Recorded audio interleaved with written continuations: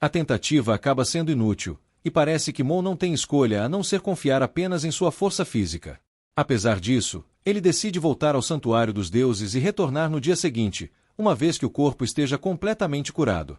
Quando chega lá, ele percebe Le-Ro sufocando o pobre Yong-Yong. Poucos minutos depois, Le-Ro se dirige diretamente a Mo, expressando seu desejo de levar o dragão com ele para outro mundo. Afinal, se tiver o dragão ao seu lado, ele será incrivelmente poderoso desde o início.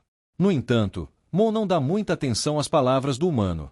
Ele simplesmente conjura uma mão gigante que agarra Le-Ro e começa a caminhar, sem esclarecer propriamente suas intenções.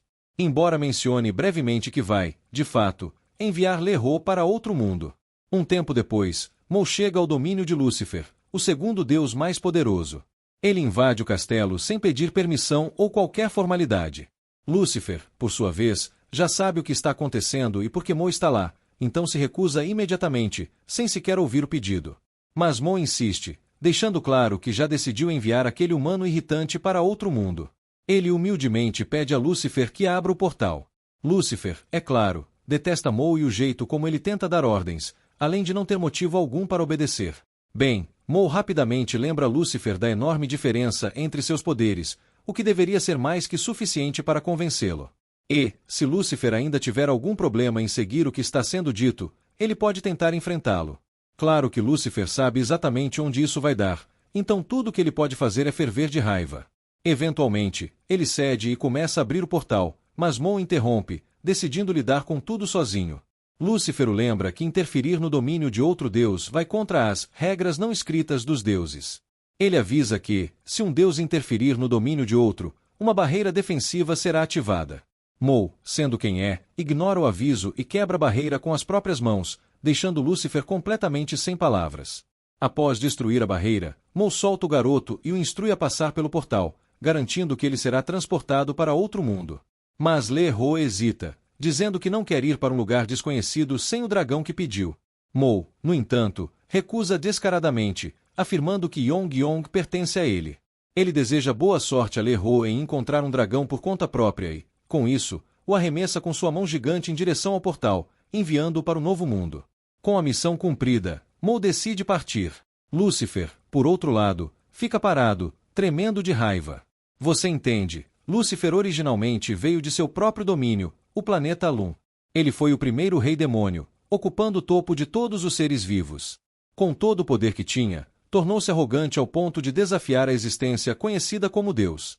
Surpreendentemente, ele conseguiu matar o Deus que desafiou, assumindo o lugar dele.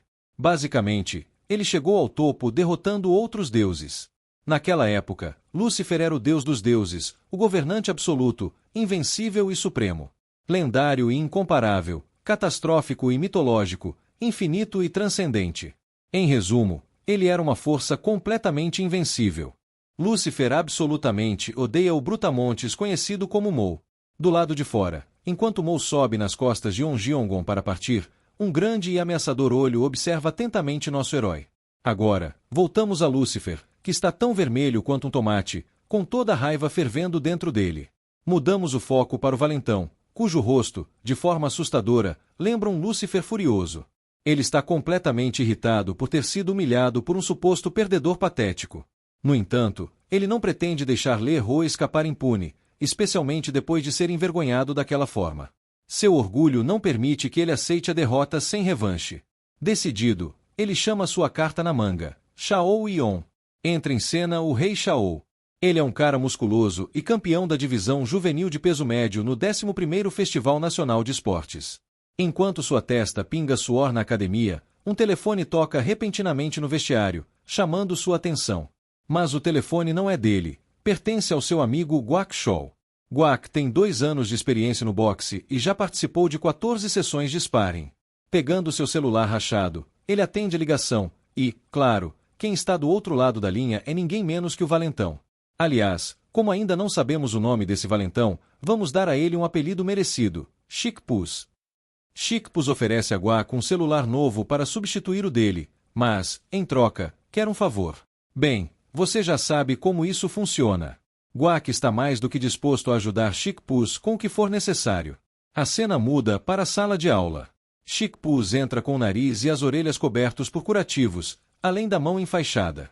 Depois da humilhação que sofreu na frente de todos, ele mal consegue entrar na sala de cabeça erguida. Como esperado, ele se torna o centro das atenções, e os alunos imediatamente começam a cochichar sobre como ele acabou naquele estado. Depois de tanto tempo intimidando os outros, agora eles acham hilário vê-lo reduzido a um fracasso ambulante. Aqueles que antes o temiam agora acham ridículo já terem sentido medo desse vagabundo. Eventualmente, todas essas provocações começam a mexer com Chic Puz. Furioso, ele joga sua mochila no chão e encara todos à sua volta. Ele confronta os alunos que estão cochichando alto o suficiente para que ele ouça e os desafia abertamente, chamando-os para um confronto direto se estão tão ansiosos para provocá-lo. Enquanto a maioria dos alunos recua de medo, uma pessoa se destaca, a presidente da turma. Sem hesitar, ela se levanta e diz para ele calar a boca e sentar-se, ou, se não gostar, que simplesmente saia da sala. Chic Puz não suporta o fato de que antes era o manda-chuva da turma, mas agora todos o tratam como um perdedor completo. Em um acesso de raiva, ele agarra uma cadeira e desafia toda a classe, gritando para que alguém venha enfrentá-lo se tiver coragem. É nesse momento que um cara musculoso entra na sala. Assim que pisa dentro, ele questiona o valentão sobre por que ele está de pé. Chic Puz rapidamente se joga de volta no assento, intimidado.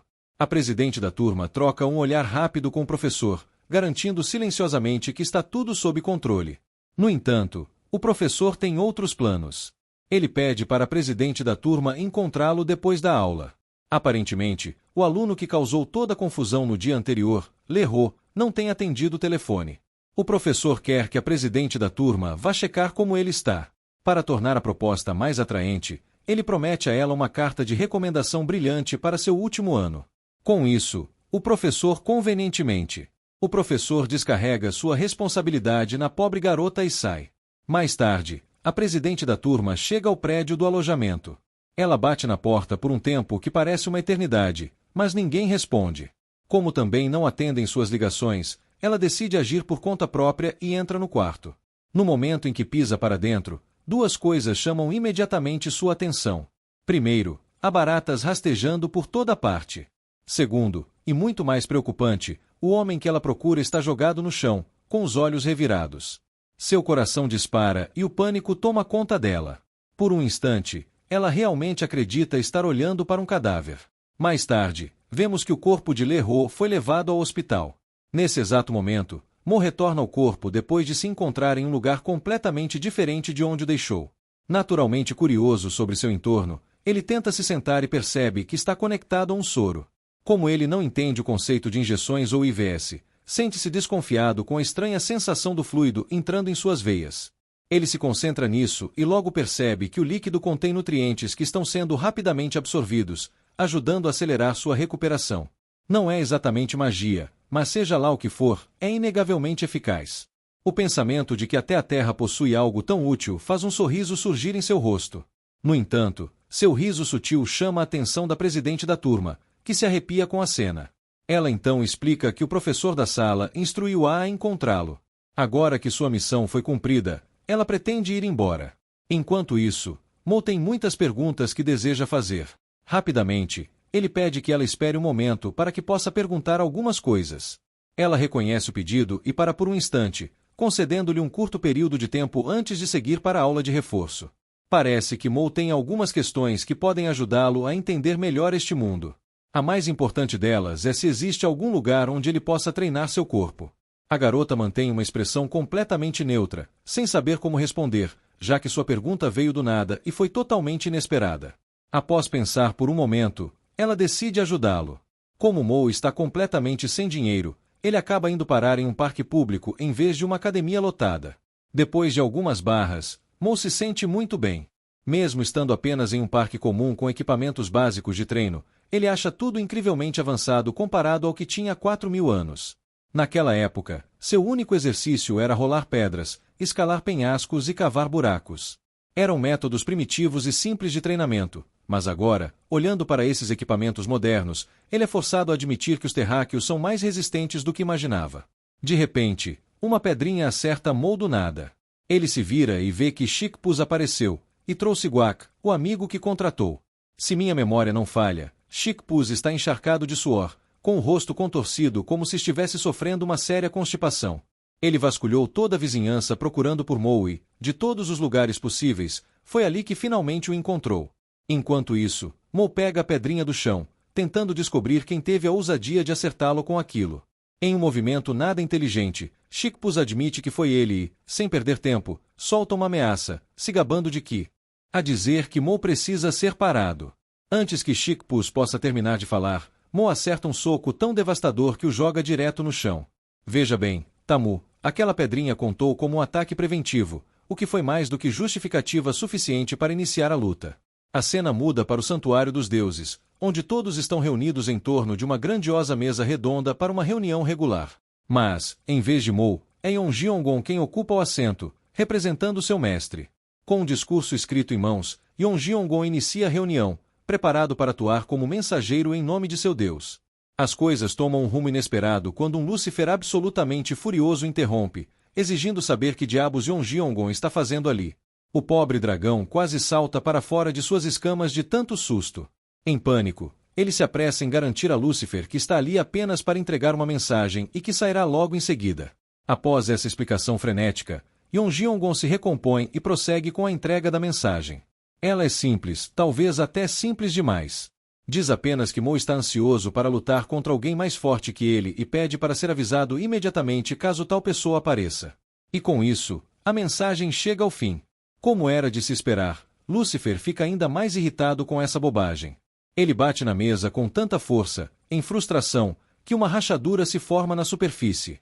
Ainda furioso, ele desabafa em voz alta: essas reuniões já são uma perda colossal de tempo, e agora Mo nem se dá ao trabalho de aparecer pessoalmente. Lúcifer se vira para os outros deuses, questionando se eles realmente estão de acordo com esse comportamento desrespeitoso de Mo. Um silêncio pesado paira sobre todos, deixando dolorosamente claro que, não, eles não estão nada felizes com isso. Mas, ao mesmo tempo, não há muito que possam fazer no momento. É então que uma deusa de cabelos azuis, a terceira divindade mais poderosa e arqueira divina, Sol, toma a palavra. Ela relembra a todos que essas reuniões existem para garantir a estabilidade do mundo.